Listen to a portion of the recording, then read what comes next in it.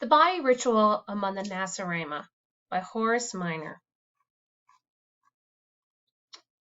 The anthropologist has become so familiar with the diversity of ways in which different peoples behave in similar situations that he's not apt to be surprised by even the most exotic customs.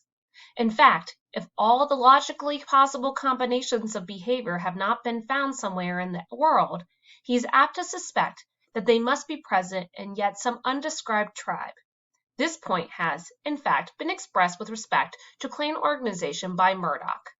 In this light, the magical beliefs and practices of the Nacirema present such unusual aspects that it seems desirable to describe them as an example of the extremes to which human behavior can go. Professor Linton brought the ritual of the Nacirema to the attention of anthropologists 20 years ago, but the culture of this people is still very poorly understood. They are a North American group living in the territory between the Canadian Cree and the Yaqui and Tarahumare of Mexico, and the Carib of Arawak and of the Antilles. Little is known of their origin, although tradition states that they came from the east.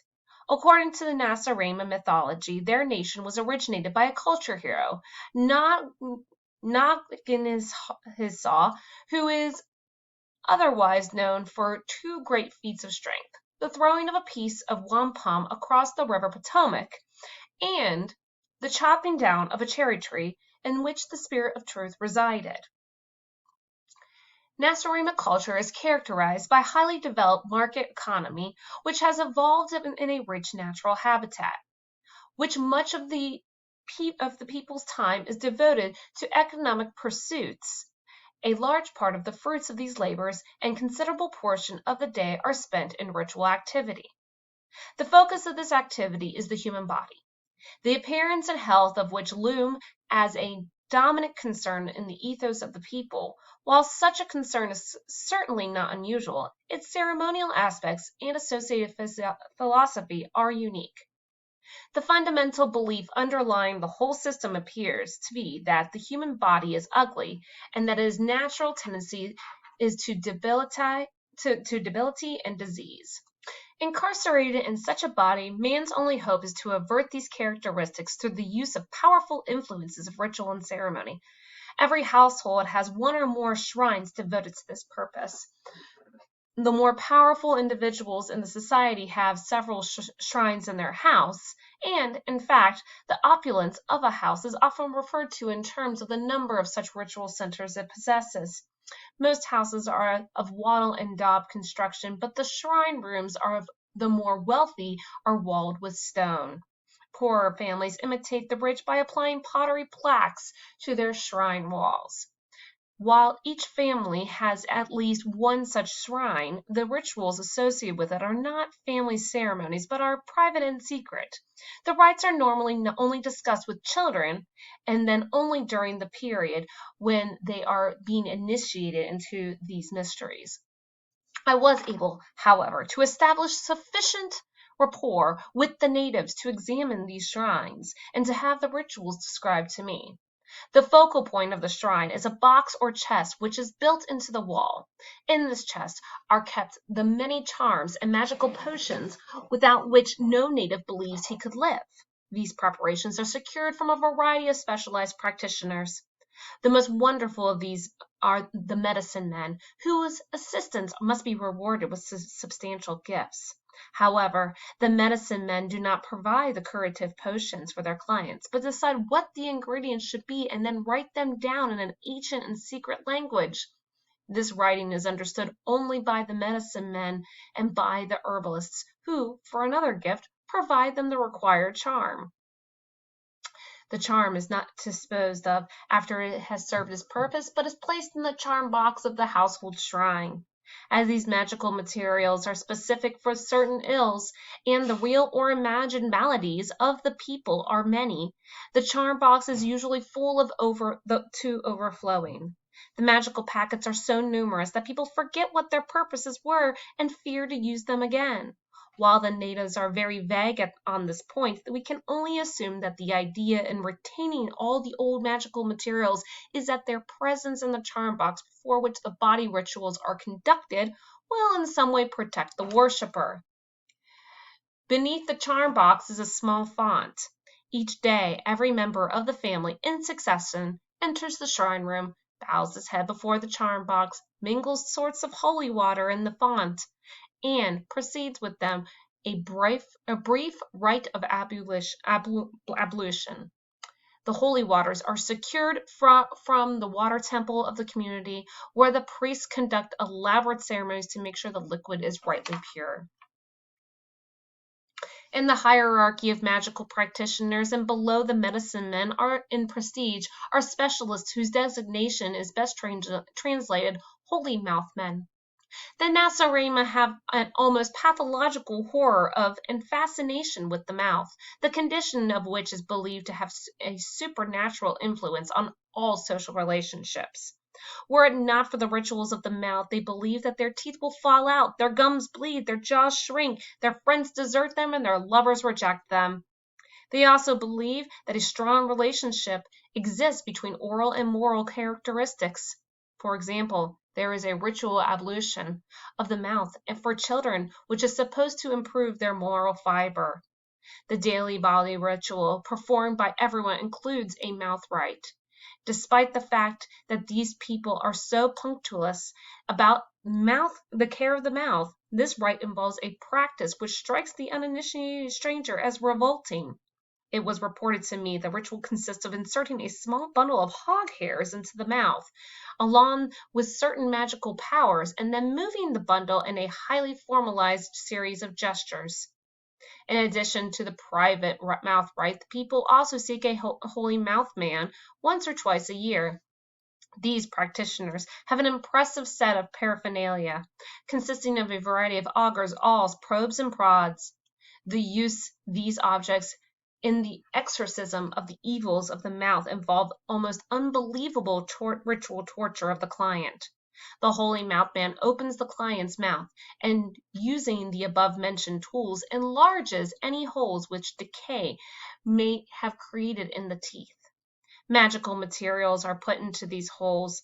If there is no naturally occurring holes in the teeth, large sections of one or more teeth are gouged out so that the supernatural substance can be applied. In the client's view, the purpose of these ministrations is to arrest decay and to draw friends. The extremely sacred and traditional character of the rite is evident in the fact that the natives return to the holy mouth men year after year despite the fact their teeth continue to decay. It is hoped that when a thorough study of the Nacirema is made, there will be a careful inquiry into the personality structure of these people. One has but to watch the gleam in the eye of a holy mouth man as he jabs an awl into an exposed nerve to suspect that a certain amount of sadism is involved. If this can be established, a very interesting pattern emerges, for most of the population shows definite masochistic tendencies. It was to these Professor Linton referred in discussing a distinctive part of the daily body rituals which performed only by men. This part of the rite involves scraping and lacerating the surface of the face with a sharp instrument. Special women's rites are performed only 4 times during a lunar month, but what they lack in frequency is made up in barbarity. As part of this ceremony, women bake their heads in small ovens for about an hour. The theoretically interesting point is that what seems to be preponderantly masochistic people have developed sadistic specialists. The medicine men have an imposing temple or latispo in every community of any size. The more elaborate ceremonies required to treat very sick patients can only be performed at this temple. These ceremonies involve not only the thaumaturge, but a permanent group of vestal maidens who move sedately about the temple chambers in distinctive costumes and headdress. The latispo ceremonies are so harsh that it is phenomenal that a fair proportion of the really sick natives who enter the temple ever recover. Small children whose indoctrination is still incomplete have been known to resist attempts to take them to the temple because that is where you go to die. Despite this fact, sick adults are not only willing but eager to undergo protracted ritual purification if they can afford to do so. Not only, no matter how ill the supplicant or how grave the emergency, the guardians of many temples will not admit a client if he cannot give a rich gift to the custodian.